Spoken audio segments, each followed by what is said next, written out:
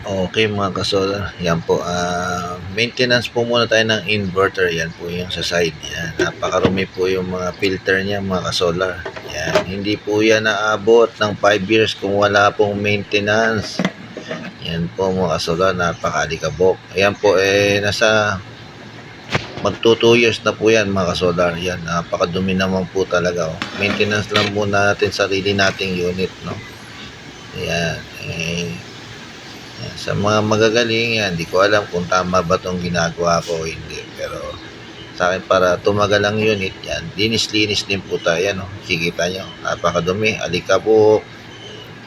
Yan, napakadumi po.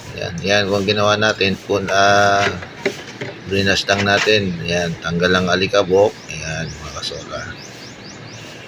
Yan, mukha na ulit siya parang bago yan. Para maganda po, hindi po magkaroon ng mga sunog-sunog yan, mga kasola.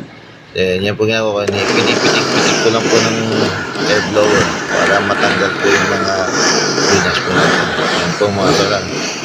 Yan, salamat.